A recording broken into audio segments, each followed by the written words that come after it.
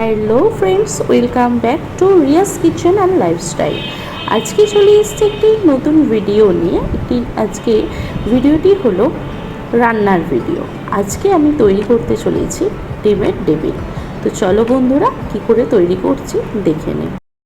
ডিমের টেবিলের জন্য আমি এখানে প্রথমে ডিমগুলোকে সেদ্ধ করে সুতো দিয়ে কেটে রেখেছি।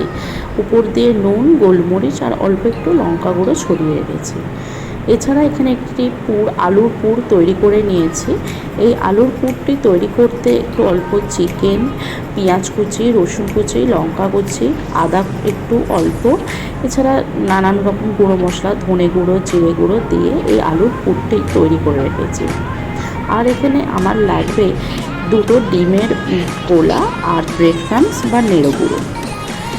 এবার প্রথমে আমি আলুর পুরটাকে ভালোভাবে হাতের সাহায্যে গোল করে নিয়ে এর মধ্যে ডিমের একটা অংশ দিয়ে ভালো করে লম্বা লম্বা করে ডিমের টেবিলের আকারে এগুলোকে গড়ে নেব। নিয়ে ভালো করে চপগুলোকে ডিমের গোলায় দিয়ে তারপর ব্রেড ক্রাম্বস বা নেড়ো গুঁড়োর মধ্যে দিয়ে ডবল কোট করে এরকমভাবে আমরা রেখে দেবো।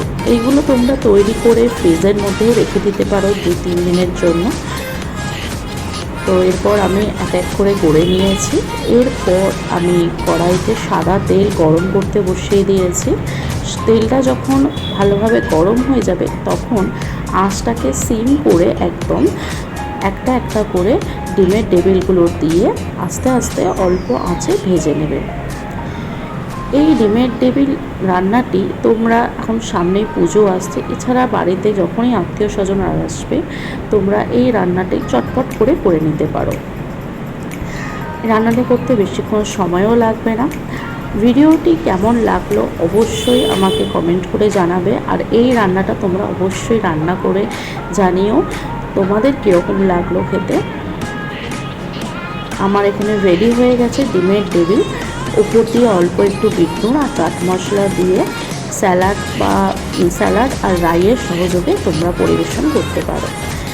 ভিডিওটি আমার এখানেই শেষ হলো। ভিডিওটি ভালো লাগলে অবশ্যই লাইক করবে, কমেন্ট করবে অ্যান্ড শেয়ার করবে। আর আমার চ্যানেলটি যারা নতুন ভিজিট করছো তারা অবশ্যই আমার চ্যানেলটিকে সাবস্ক্রাইব করে দিও। দেখা হচ্ছে নতুন ভিডিওর সাথে।